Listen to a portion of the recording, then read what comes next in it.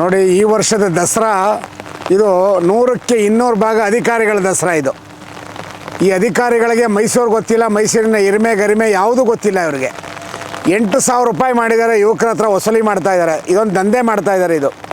ಇವರು ದುಡ್ಡು ಹಾಕಿ ಬಂಡವಾಳ ಹಾಕ್ಬಿಟ್ಟು ಎತ್ಕೊಳ್ಳೋ ಅಂಥದ್ದೇ ಇದ್ದರೆ ಇದು ಯಾವುದೂ ಸಾರ್ವಜನಿಕರನ್ನ ಕರೀಲೇಬಾರ್ದಾಗಿತ್ತು. ಬರೋ ರಸ್ತೆ ನೋಡಿದ್ರೆ ಕೆಸರುಗದ್ದೆ ಓಟ, ಅದಕ್ಕಿಂತ ಹೆಚ್ಚಾಗಿ ಕಂಬಳನಾರು ಮಾಡಿದರೆ ಜನನಾರು ಖುಷಿ ಪಡ್ತಾಯಿದ್ರು. ಇಂಥ ಮಾನಗೆಟ್ಟಂಥ ಆಡಳಿತ ವರ್ಗ ಯಾವುದೂ ಕೂಡ ಒಂದು ವೈಜ್ಞಾನಿಕವಾದಂಥ ತೀರ್ಮಾನಗಳನ್ನು ತೊಗೊಂಡಿಲ್ಲ.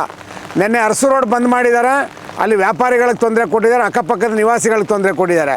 ಇವತ್ತು ಇಲ್ಲಿ ಯುವಕರಿಗೋಸ್ಕರ ಇಲ್ಲಿ ಮಾಡ್ತೀವಿ ಅಂತೇಳಿ ಹೇಳ್ತಾರೆ. ದೊಡ್ಡ ದೊಡ್ಡ ಭಾಷಣದಲ್ಲಿ ಅಧಿಕಾರಿಗಳು ಹೇಳ್ತಾ ಇದ್ದಾರೆ ಹೊರತು ಜಿಲ್ಲಾಧಿಕಾರಿಗಳೇ ನಿಮ್ಮ ವರ್ತನೆನ ಬದಲಾವಣೆ ಮಾಡ್ಕೊಳ್ದೇ ಇದ್ದರೆ 100ಕ್ಕೆ 200 ಭಾಗ ಮೈಸೂರಿನ ಜನ ನಿಮಗೆ ಕ್ಷಮಿಸೋದಿಲ್ಲ. ಅದೆಲ್ಲದಕ್ಕಿಂತ ಹೆಚ್ಚಾಗಿ ನಮ್ಮ ರಾಷ್ಟ್ರ ಲಾಂಛನ ಇರ್ಬೋದು ಅಥವಾ ಬೇರೆ ಬೇರೆ ನಮ್ಮ ಧಾರ್ಮಿಕ ಲಾಂಛನಗಳನ್ನ ರಸ್ತೆಗೆ ಬರೆಯುವಂಥದ್ದು. ಒಟ್ಟಾರೆ ಈ ವರ್ಷದ ದಸರಾದಲ್ಲಿ ಜಿಲ್ಲಾಡಳಿತ 100ಕ್ಕೆ 200 ಭಾಗ ನಷ್ಟ ಉಂಟು ಮಾಡ್ತಾ ಇದೆ, ಧಾರ್ಮಿಕ ಭಾವನೆಗಳಿಗೆ ಧಕ್ಕೆ ತರ್ತಾ ಇದೆ. ಎಲ್ಲದಕ್ಕಿಂತ ಹೆಚ್ಚಾಗಿ ಇವತ್ತಿನ ದಸರಾ ಅಂತೂ 100ಕ್ಕೆ 200 ಭಾಗ ಫ್ಲಾಪ್ ಇದು. 100ಕ್ಕೆ 200 ಭಾಗ ಫ್ಲಾಪ್ ಇದು. 8,000 ರೂಪಾಯಿ ಎಲ್ಲ ಮಾಡಿಕೊಂಡು ಯಾರು ಇದನ್ನು ಮಾಡ್ತಾರೆ? ಇದು ಮಾನಗೆಟ್ಟವ್ರು ಮಾಡೋವಂಥ ಕೆಲಸಗಳಿದು. ನಾವಿಲ್ಲಿ ವ್ಯಾಪಾರ ಮಾಡೋದಕ್ಕೆ ದಸರಾ ಮಾಡ್ತಾಯಿದ್ದಾರಾ? ವ್ಯಾಪಾರ ಮಾಡೋದಕ್ಕೆ ಇವತ್ತು ಇದನ್ನು ನೋಡೋ ಸಲುವಾಗಿ ಕೂಡ ನಾನು ಇಲ್ಲಿಗೆ ಬಂದಂಥದ್ದು. ಇಂಥ ಒಂದು ಹೀನಾಯವಾದಂಥ ಸ್ಥಿತಿ ಮೈಸೂರಿಗೆ ಯಾವತ್ತೂ ಬಂದಿಲ್ಲ ಅದು. ಅದರಿಂದ ಇದನ್ನು ಉಗ್ರವಾಗಿ ನಾನು ಮೈಸೂರು ರಕ್ಷಣಾ ವೇದಿಕೆಯಿಂದ ಇದನ್ನು ಖಂಡಿಸ್ತಾ ಇದ್ದೀನಿ. ಇನ್ನು ಮುಂದೇನಾದರೂ ಜಿಲ್ಲಾಡಳಿತ ಒಳ್ಳೆಯ ನಿರ್ಧಾರಗಳನ್ನು ತೊಗೊಳ್ಳಿ, ಸಾರ್ವಜನಿಕರ ಅಭಿಪ್ರಾಯ ತೊಗೊಳ್ಳಿ. ಎ ಸಿ ರೂಮ್ನಲ್ಲಿ ಕೂತ್ಕೊಂಡು ಇವರೇ ತೀರ್ಮಾನ ಮಾಡೋಕ್ಕಲ್ಲ ಇದು.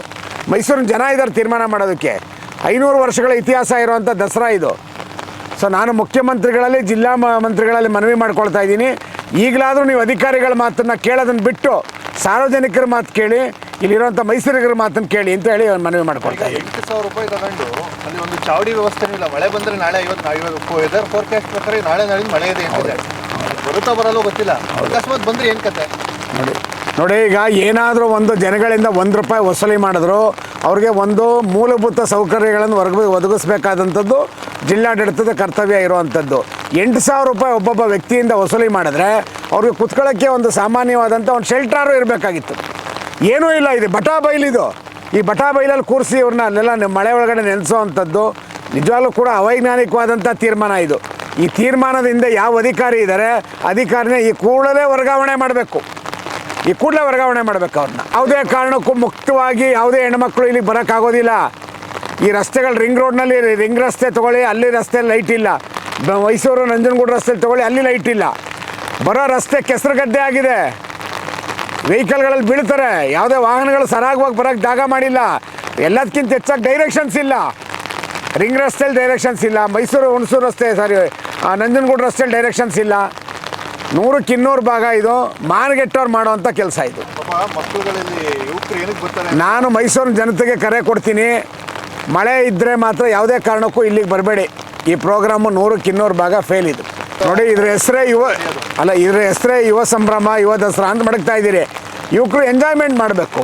ಯಾವ ರೀತಿ ಎಂಜಾಯ್ಮೆಂಟ್ ಮಾಡಬೇಕಾಗಾದ್ರೆ ಈ ರೀತಿ ಅವ್ಯವಸ್ಥೆಯಲ್ಲಿ ಮಾಡಬೇಕಾ? ಸೊ ಇದು ಮಾನಗೆಟ್ಟಂಥ ಕೆಲಸ ಇದೆ.